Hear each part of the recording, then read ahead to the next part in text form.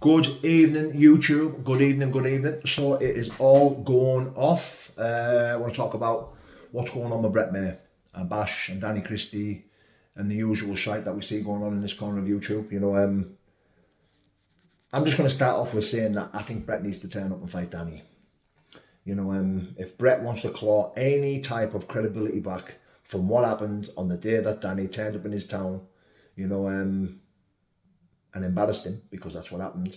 I know Brett was saying his stuff about him being on license and not being able to turn up and stuff like that, but it's no excuse. Police aren't going to get involved in a straight fight, and you're not going to go to jail for that. At the end of the day, you can do it. Let me tell you how I would have worked it. So, if I knew a man like Danny Christie was coming to my town and looking for me, because the reason why I say a man like Danny Christie is because if Danny says he's coming for you, he's coming to look for you, he's got a problem with you, and he wants to straighten it with you, then you know 100% that's what you're getting out of him. You know that man is coming for a fair fight and shaking hands at the end, because he's a proper gadget, he's a proper fella. So you can't be afraid of that. One thing that's happening in this world is the fighting men are a dying breed, on them streets, because no one respects the fighting man. No one cares how hard you are. No one cares how good of a fighter you are in them streets, because no one needs to be frightened of that no more, because there's too many idiots carrying knives and carrying guns who won't give you fair play, who will target your wife and kids, who will come through your door, who will ram cars and burn your houses down and do all that cowardly shit. There's too many people in this planet that will do all that cowardly shit because you're too hard, because you're too good of a fighter, because they can't do that with you when it comes to a square goal, when it comes to sorting out like proper men. So when a man like Danny Christie saying he's coming to your town and looking for you, you have to grab that with both hands and take it as it is, because you're going to sort a problem out in the most safest, bestest way two men can do it, which is having a square goal. It's swapping fists, having a bit of fisticuffs. Now, when a man like Danny Christie saying he's coming to your town looking for you, you can bet your bottom dollar that's what you're getting.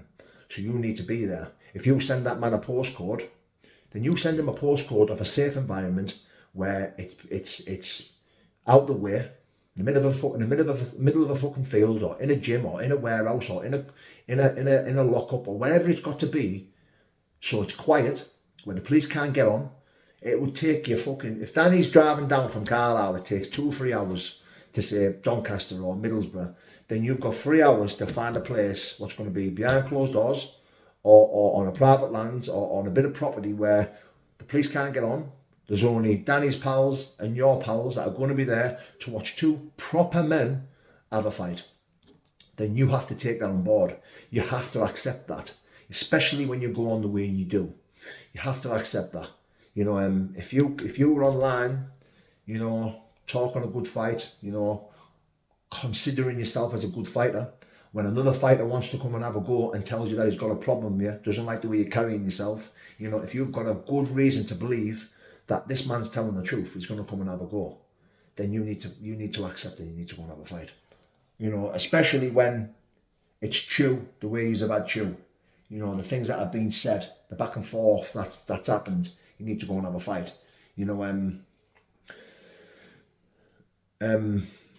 Now, what happened this day when Danny come down and did that in your town? We all thought it was the end of you. Clearly it wasn't. You're very resilient. And it's good to see that you don't care. That people see you for what you are.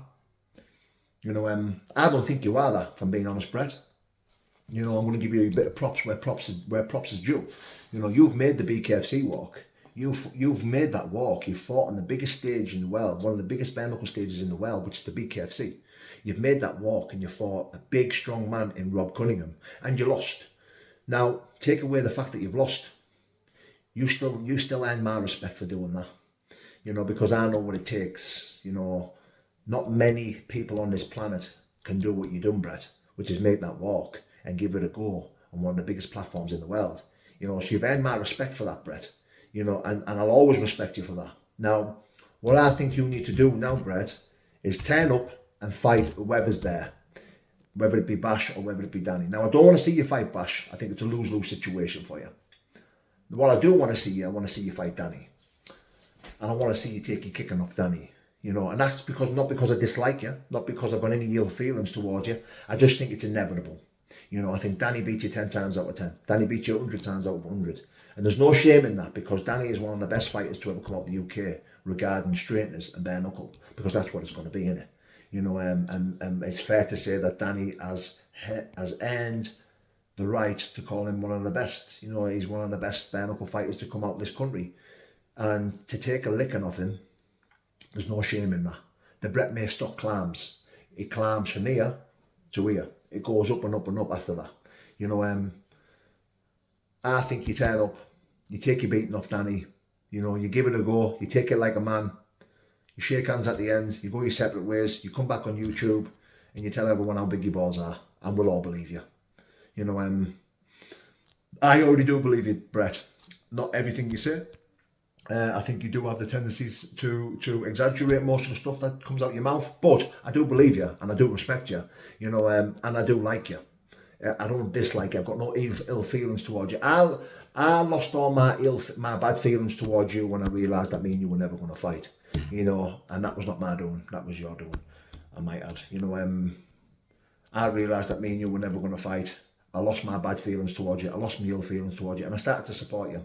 You know, I want to see the redemption story. I want to see you climb back up. I like watching you on this corner of YouTube. You know, I think characters like yourself are well and truly needed on this corner of YouTube. You know, I think we all play our little role in this corner of YouTube of being the main characters on any given day. You know, but as for you, Brett, when you come on, people watch, whether they love you or hate, whether they love you or they hate you. They come on and they tune in and they listen to what you're saying. You know, and I'm very guilty of that. You know, when you come on and your videos come up, I'll watch them. I'll sit and watch them. You know, and I'm rooting for you.